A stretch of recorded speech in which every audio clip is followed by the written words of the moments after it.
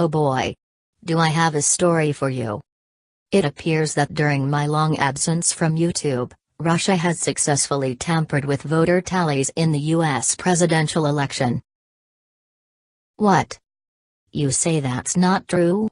Well, you'll have to forgive me and the 50% of Clinton voters who believed that. As the media seems to have proliferated the very misleading phrase, Russia hacked the election, into the public discourse. Digging a little deeper into the plethora of reports, however, reveals what they really mean. Russia didn't, quote-unquote, hack the election. They hacked DNC emails and gave them to WikiLeaks in hopes of altering the results. At least according to such reliable sources as the Central Intelligence Agency. That was sarcasm. However, I am not here to debate whether Russia did it or not, as I believe it is immaterial. For the record, though, I would like to state there is some evidence that John Podesta was the victim of a phishing scam. But again, it is immaterial, so whether you chose to believe the story matters very little to me. But let's work under the premise that Russia did, in fact, hack and release the emails. It still wouldn't matter. Not if it was Russia. Not if it was China, or anonymous, or, as Trump liked to put it, someone sitting on their bed who weighs 400 pounds. What matters is the information that was leaked. All this saber-rattling is simply a way to obfuscate or deflect from what those emails show. It is a smoke and mirrors act, and a dangerous one at that. Actually examining the email chains released by WikiLeaks, however, illuminates many things the Democrats would have, in all likelihood, preferred to have remained shrouded in the dark, never to see the light of day. Contained in those leaks are many a damning email that expose things such as Clinton saying she has a public and private position, or that the policy she advocated during the general on Syria would cause the deaths of a multitude of civilians, or how her apparent reversal on the TPP was an insincere political calculation. Not to mention those Wall Street speeches everyone was clamoring about. For those of you who are more skeptically minded, there is a link in the description that will take you to ATYT Politics playlist where they cover the email dumps ad nauseum. I realize to many of you the Young Turks have probably become somewhat of a meme or a joke, but TYT Politics is a fairly autonomous offshoot channel. Jordan Sheraton has done some excellent journalism there and I simply must commend him for it. I truly believe if you are searching for information on the Clinton WikiLeaks, this is the place to go.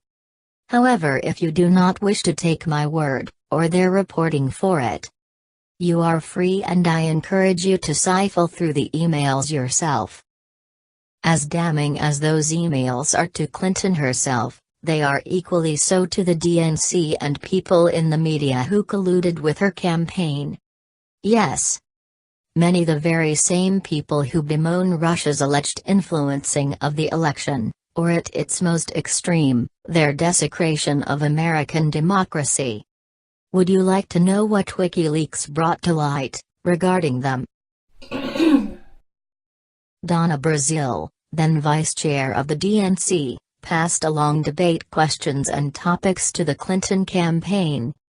Or how early before the primary season had begun the DNC and Clinton campaign conspired to close as many state primaries as possible, so independents couldn't vote, because they realized it favored Hillary more when they didn't. They also managed it so that the bulk of the southern states would go first, as Clinton had very strong support from the black populations there, giving her more political momentum initially.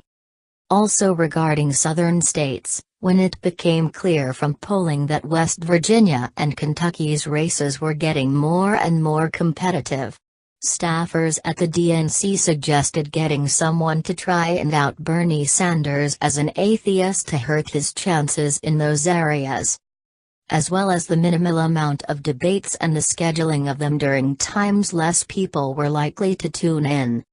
Or how several prolific journalists were in the pocket of the Clinton campaign and were assigned to parrot their talking points. Not to mention the campaign's sleazy tricks in places like Massachusetts, a state she won by a slim margin, where her husband, former President Bill Clinton, appeared in several polling places throughout the state on Election Day. The pandemonium causing many people to not be able to cast a ballot.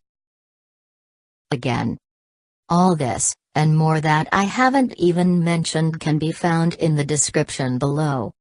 Now I want you to juxtapose all that, with Russia releasing information to the public and letting them decide what to do with it. Let's try and see which the American public would find more abhorrent, more of an assault on democracy. Here we have two, quote-unquote, rigged elections.